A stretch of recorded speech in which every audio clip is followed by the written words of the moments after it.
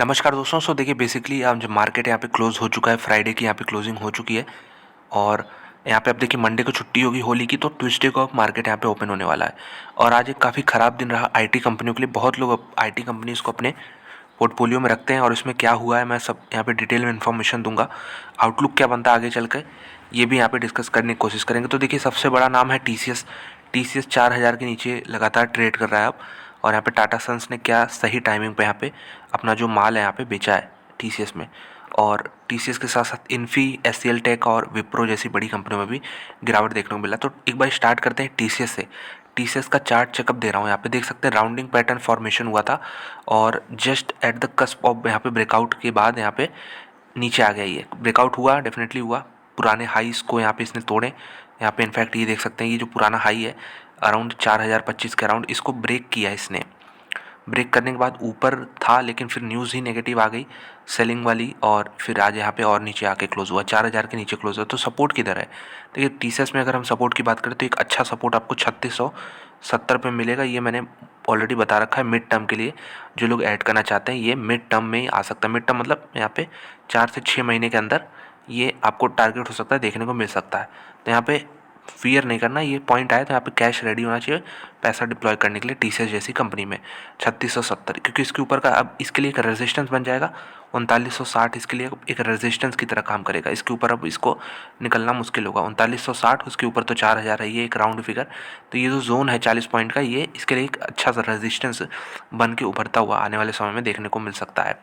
अगर हम फोरकास्ट की बात करें तो टीसीएस में देखेंगे आपको टारगेट प्राइस बहुत कुछ खास देखने को नहीं मिल रहा है। जैसा मैंने प्रीवियस वीडियो में डिस्कस किया था, 4,084 के टारगेट है, जो कि करंट भाव से एक साल में अगर आपको कोई कहे एक साल में आपको 4.5% रिटर्न मिलेगा तो क्या आप वहाँ पे पैसा लगाएंगे? तो नहीं लगा सकते। यहाँ पे काफ़ी कम है रिटर्न। तो आईटी सेक्टर में अभी भी जो थीम है वो मेरे ख्याल से मिसिंग है। और यहाँ पे मैक्सिमम टारगेट 4,700 का, मिनिमम टारगेट 3,000 का, बहुत बड़ा यहाँ पे वेरिएशन भी देखने को मिल रहा है। देखिए न्यूज़ क्या थी, न्यूज़ भी बता दूं क्यों इतनी गिरावट हो रही। तो आईटी सर्विस जो मेजर कंपनी एक्सेंचर जो कि यूएस की है, इसने जो फिजिकल ईयर 2024 का जो यहाँ पे टारगेट, क्योंकि बहुत बड़ी कंपनी इसको यहाँ पे लोग वॉच आउट करते हैं और इसी से क्लू लेते हैं कि आईटी सेक्टर में कैसा डिमांड चल रहा है। तो इन्होंने देखिए 2024 का जो अनुमान था रेवेन्यू का, थर्सडे को ये घटा दिया है यहाँ पे। और एक्सेंचर के खुद के शेयर यहाँ पे 7% टूट गए। तो सोचिए यहाँ पे एक्सेंचर का जो पहले टारगेट था वो था देखिए 2 से 5% का अर्लियर। देखिए एक रेंज होता है, इसी में इन्होंने बताया था, लेकिन अब जो इन्होंने घटा के 1 से 3% कर दिया गया है, ये काफ़ी नेगेटिव आउटलुक है पूरे आईटी इंडस्ट्रीज़ के लिए। यहाँ पे अगर बात करें तो फर्म ने बताया कि यहाँ पे स्लगिश डिमांड है, डिमांड नहीं पिकअप हो रही है। और कंसल्टिंग सर्विसेज में हाई इंटरेस्ट रेट जो है ब्रेक लगा रहे हैं इंडस्ट्री पे, जो कि पैंडेमिक के बाद एक बहुत तगड़ा इस इंडस्ट्री में यहाँ पे ग्रोथ देखने को मिला था। क्योंकि अब हाई इंटरेस्ट रेट भी हो चुके हैं तो उससे और यहाँ पे प्रॉब्लम हो रही है। और यहाँ पे कंपनियों के देखिए कंपनियाँ इसमें एम्प्लॉयज़ का ले ऑफ भी कर रही हैं, छुट्टी कर रही हैं एम्प्लॉयज़ की, मतलब निकाल दे रही हैं सीधे। और एक्सेंचर ने 450 मिलियन जो है सीवरेंस रिलेटेड कॉस्ट इस फिजिकल ईयर में उठाया है। और ये देख सकते हैं 19,000 जॉब यहाँ पे ये कट करने वाली, जो कि अराउंड 2.5% इसके वर्कफोर्स का है। तो बहुत मेजर शिफ्ट आ रहे हैं यहाँ पे आईटी इंडस्ट्री में, और मेरे ख्याल से ये बहुत कंसर्निंग है। इंडियन कंपनी भी अमेरिका में बहुत तगड़े से यहाँ पे काम करती हैं, तो उनके लिए भी एक कंसर्न हेडेक है ये। और यहाँ पे देखें स्पेंडिंग जो इनके क्लाइंट करते हैं एक्सेंचर के, वो भी एक यहाँ पे लो यहाँ पे देखने को मिल रहा है, कम देखने को मिल रहा है। और टाटा यहाँ पे अगर बात करें टाटा कंसल्टिंग सर्विसेज की, टीसीएस और इन्फोसिस की, इंडिया की टॉप 2 आईटी कंसल्टिंग फर्म्स हैं। इनके भी जो क्वार्टरली रिजल्ट है, इसमें भी जो सेल्स थोड़ा बहुत इंक्रीज़ हुआ था, अब उस पर आने वाले क्वार्टर में अब थोड़ा सा नेगेटिव आउटलुक बन गया है इस गाइडेंस के बाद यहाँ पे। क्योंकि इन्फी एडीआर और यहाँ पे विप्रो एडीआर, ये देख सकते हैं एडीआर मतलब अमेरिकन डिपॉजिटरी रिसीट, ये अमेरिका में कंपनी लिस्टेड है। तो कल शाम को ये स्टॉक जो है टूटने लगे थे, तो एक हिंट मिल गया था कि चलो इंडिया में आज ओपनिंग में भी ये सब कंपनियां गिरेंगी। टीसीएस भी गिरी, विप्रो भी गिरी, इन्फी भी गिरी। यहाँ पे अगर हम बात करें कि देखिए जो यहाँ पे 1 से 3% का फोरकास्ट किया, घट के 2 से 5%। बहुत लोगों को लग रहा है ये तो बहुत कम है। हालांकि देखिए 2 से 5% ग्रो करना भी एक बहुत बड़ी चीज़ नहीं है, लेकिन उसमें भी अगर आधा कर दिया, 2 का आधा यहाँ पे 1 हो गया, या 5 का आधा 2.5 3 के आसपास, तो वो बहुत बड़ा डिफरेंस यहाँ पे क्रिएट करता है।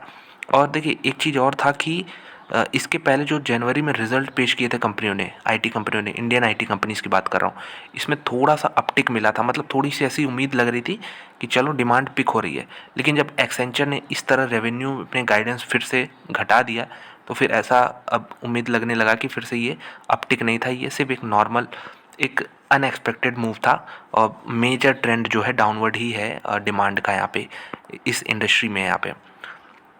और यहाँ पे अगर एक चीज़ और देखें तो कि ये देख सकते हैं कि इंडेक्स 2% आज क्लोज हुआ है नीचे, और इन्फी तो आपको ज़्यादा ही गिरते हुए देखने को मिला 3%, और ऊपर से भी देख सकते हैं इसने राउंडिंग टॉप पैटर्न बनाया यहाँ पे शॉर्ट टर्म में। तो प्रॉब्लम ज़्यादा इन्फी में दिख रही है, लेकिन एक चीज़ है कि ये सपोर्ट यहाँ पे इसकी तरह, एक सपोर्ट की तरह काम कर सकता है। ये जोन है अराउंड, मैं एग्जैक्ट लेवल आपको बता दूं, अभी इसी के आसपास ये कामकाज करता हुआ देखने को मिल जाएगा। ये अराउंड 1500 का है, राउंड फिगर मान के चलिए 1500। तो 1500 बहुत इंपॉर्टेंट लेवल है, देखिए होल्ड करता है कि नहीं आने वाले कुछ दिनों में। 1508 पे अभी क्लोजिंग हुई है, अगर इसको ब्रेक कर देता है फिर नीचे और बड़े लेवल से यहाँ पे खुलते हुए दिखेंगे 1350 के 1350।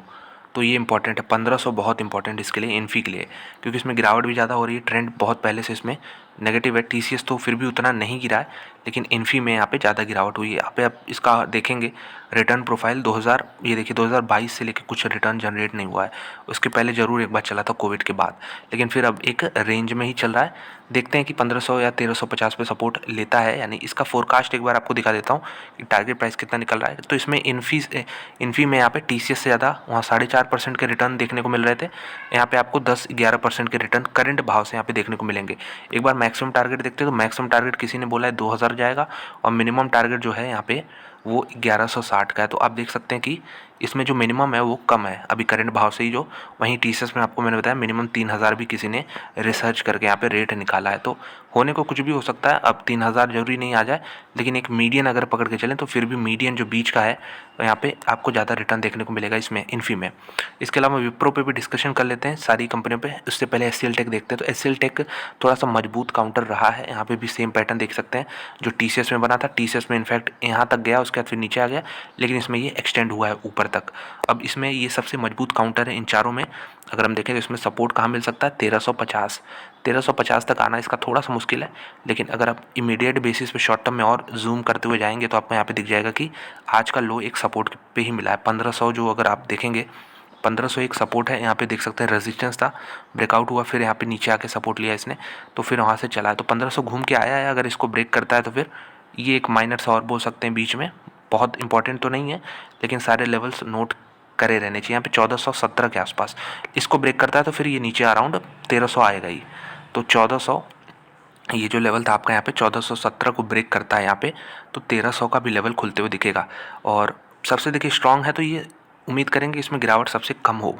इसके अलावा विप्रो की बात करते हैं तो विप्रो में ये देख सकते हैं कि एक मिनट चार्ट लोड हो रहा है यहाँ पे, में भी जो रिकवरी यहाँ पे नीचे से चली थी इसमें उतनी गिरावट हुई नहीं। अगर आप इसका हाई देखेंगे, स्विंग का हाई अभी यहाँ पे इसने 15 फरवरी 16 फरवरी के आसपास मारा था 550 के अराउंड, 545 इनफैक्ट। तो इसमें भी ज़्यादा गिरावट हुई नहीं है, और इसमें भी देखिए सपोर्ट के आसपास ही है, ये सपोर्ट का लेवल है यहाँ पे 480।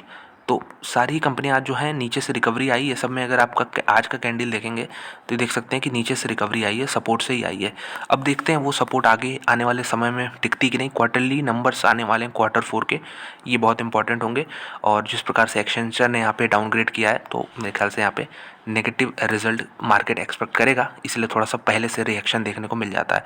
अब विप्रो में दिक्कत ये रही है कि इसका जो टॉप बन गया था वो 2021-22 में ही बन गया था, और वहाँ से तब से स्टॉक स्ट्रगल कर रहा है। राउंडिंग पैटर्न इसमें भी तैयार हो रहा है, लेकिन काफ़ी नीचे लेवल से, जैसा हमने देखा कि आपका सेम पैटर्न देखिए इसमें टीसीएस, एचसीएल टेक, इन्फी, ये सब में देखने को मिला, ये वाला जो फेज़ में ग्रीन कर रहा हूँ।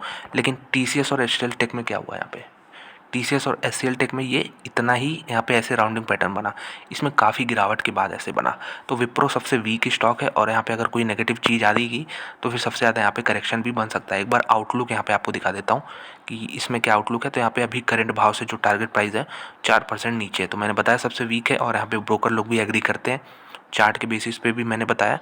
और लेकिन जो रिसर्च करते हैं वो बताते हैं कि यहाँ पे 470 के टारगेट आ सकते हैं। मैक्सिमम देखिए सिर्फ 570 है, इसके ऊपर लोग नहीं देख रहे हैं इसे, और मिनिमम 385 तक जा सकता है। और ऐसा नहीं है कि 1-2 लोग कवर करें, 40 लोग का ये एवरेज टारगेट 470 निकल के आया है। तो विप्रो मेरे ख्याल से सबसे वीक है। एचसीएल टेक का भी मैं आपको दिखा देता हूँ, एचसीएल टेक का क्या कह रहे हैं ब्रोकर लोग। तो यहाँ पे अभी भी जो करंट भाव से यहाँ से 3.5% की तेज़ी देखने को मिल सकती है। तो एचसीएल टेक और टीसीएस इसमें 3.5-4.5% के टारगेट्स अभी ऊपर से यहाँ से, और विप्रो में तो मैंने दिखाई दिया कि नीचे के टारगेट्स खुल गए हैं। और साथ में अगर बात करें तो इन्फी ही सबसे बड़ा ब्रोकर के हिसाब से अभी आईटी सेक्टर लार्ज कंपनी में बना हुआ है। ये तो बात कर ली हमने कि जो टॉप 4 कंपनीज़ हैं इसकी हमने बात कर ली कि टीसीएस हो गया, इन्फी हो गई यहाँ पे, एचसीएल टेक हो गया और साथ में विप्रो हो गया। अब थोड़ा सा मिड कैप कैटेगरी में आते हैं। हालांकि ये सब कंपनी इतना रन कर चुकी हैं कि ये भी लार्ज कैप कैटेगरी में ही है, लेकिन कंपैरिजन वाइज इन चारों जो अभी कंपनियां डिस्कस की हैं इनसे छोटी हैं, इसलिए इसको हम मिड कैप बुला रहे हैं। तो देखिए कोफोर्ज की बात करते हैं, 3% टूटा है कोफोर्ज का। अगर आप शेयर प्राइस देखेंगे तो सारी आईटी कंपनी में एक सेम पैटर्न देखने को मिला। कोविड से जो रनअप चालू हुआ था उसके बाद जो जितने मजबूत काउंटर था उसमें उतना ये राउंडिंग पैटर्न उतना डीप बना है। इसमें देख सकते हैं कि ये और भी नीचे आ गया था। हालांकि इनफैक्ट ये जो लेवल है इसका इसने ब्रेकआउट दिया था टीसीएस की तरह ही खुद, लेकिन अब फिर से ये नीचे आ चुका है आज के करेक्शन में। इसके पहले भी इसमें करेक्शन हुआ है कोफोर्ज में। ये देख सकते हैं इसका टॉप बना है अराउंड ये 6847 के अराउंड, तो इसमें सपोर्ट किधर है। इसमें देखिए इसमें ये जो है पुराना लेवल था इसका अब टूट गया है अराउंड 580 का 58 का यहाँ पे लेवल टूट चुका है। तो अभी ये रेजिस्टेंस की तरह काम करेगा। और नीचे आते हैं तो यहाँ पे सपोर्ट तो मेरे ख्याल से इसमें ढूंढना थोड़ा सा मुश्किल है, लेकिन एक माइनर आप कह सकते हैं कि इधर आपको कहीं मिल सकता है। अराउंड 5000 का एक राउंड फिगर ही है। तो मिड टर्म की बात करूँ दोस्तों, 5000 का यहाँ पे आ सकता है, तो यहाँ पे फिर रुकावट हो सकती है गिरावट से। तो देखते हैं कोफोर्ज भी एक ठीक काउंटर। इसमें मैंने फोरकास्ट देखा तो इसमें सबसे ज़्यादा आपको रिटर्न देखने की क्षमता देखते हैं ब्रोकर लोग। 29 लोग कवर कर रहे हैं, कह रहे हैं कि 6564 का टारगेट यहाँ पे निकल के आ सकता है करंट भाव से 18-18.5% की तेज़ी। तो अब तक 5 कंपनियां डिस्कस की, उसमें सबसे बड़ा टारगेट इसी का निकल के आ रहा है। मैक्सिमम टारगेट तो इसमें 8100 तक जा रहा है और मिनिमम जो है 3885 तक जा रहा है। तो मेरे ख्याल से कोफोर्ज को भी आप यहाँ पे वॉच लिस्ट में ऐड कर सकते हैं। एलटीटीएस की बात करते हैं तो एलटीटीएस में भी जो देखिए इसमें भी वो जो पुराना हाई था यहाँ पे 2022 वाला, इसको निकाल नहीं पाया अभी इस तेज़ी में जो बनी थी ये, इसमें निकाल नहीं पाया। तो फिर से अब देखते हैं ये एक रेजिस्टेंस की तरह काम करेगा। और नीचे बहुत स्लो मूवर है, ये देख सकते हैं एक ट्रेंड लाइन बना के धीरे धीरे सपोर्ट लेके फिर ऊपर जाता है। तो ये ट्रेंड लाइन आप बना सकते हैं। इस पे हो सकता है टिके आके अगर करेक्शन होता है तो यहाँ पे कहीं अराउंड 5000 का ही लेवल बनेगा। तो इसमें भी आप यही चीज़ देख सकते हैं, कुछ खास मजबूत नहीं है ये एलटीटीएस की बात करते हैं तो। और टारगेट प्राइस देखिए यहाँ पे 4852, तो यहाँ पे 10% का करेक्शन देख रहे हैं ये लोग। अभी ट्रू भी हो सकता है, नहीं भी हो सकता है, लेकिन एक कंसेंसस हमें पता चलता है कि जो बड़े दिग्गज हैं वो ब्रोकर लोग वो किधर यहाँ पे बेट कर रहे हैं, तो ये चीज़ पता चलता है। हालांकि ज़रूरी नहीं कि उनका बात हमेशा सही हो। LTIM माइंड्री की बात करते हैं तो इसमें भी देख सकते हैं एक ट्रेंड लाइन मैंने बनाए रखा है पिंक लाइन, और जो यहाँ पे गिरावट हुई है, मैसिव गिरावट हुई थी एक झटके में, उसका धीरे धीरे स्लो एंड स्टडी ये ऊपर मूव कर रहा है। अब ऊपर से यहाँ पे करेक्शन आया है तो फिर एक सपोर्ट के पास है, इंपॉर्टेंट सपोर्ट है यहाँ पे। आप इसको जोड़ सकते हैं कितना, अराउंड 4850 के अराउंड, तो 150 पॉइंट दूर है यहाँ पे, तो आ सकता है, कोई बड़ी बात नहीं है। 3% का यहाँ पे करेक्शन बस और मांगता है ये, फिर यहाँ पे सपोर्ट पे आ जाएगा।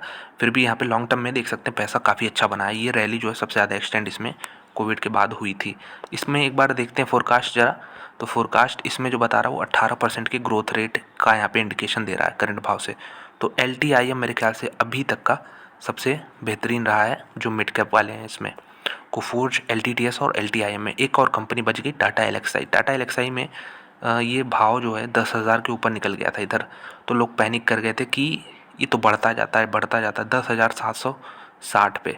और कितना शानदार रनअप था ये, तो सबसे तगड़ा मल्टीबैगर तो यही साबित हुआ है। और भी कंपनीज़ हैं, परसिस्टेंट सिस्टम्स हैं, और इसको छोड़ते हैं, लेकिन अभी यहाँ पे टाटा LXI की बात करते हैं।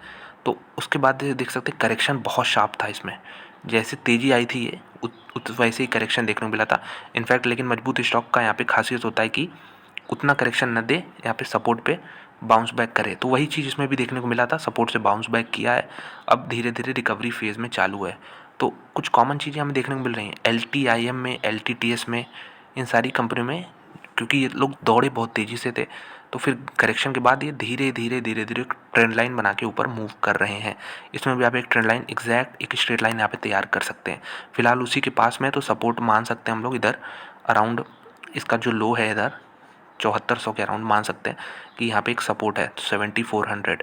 देखते हैं यहाँ पे मिड टर्म या फिर यहाँ पे स्मॉल टर्म में इसको ब्रेक करता है कि नहीं, शॉर्ट टर्म में इनफैक्ट। तो आगे चल के यहाँ पे उसी हिसाब से और लेवल्स मैं डिस्कस करूँगा फिर।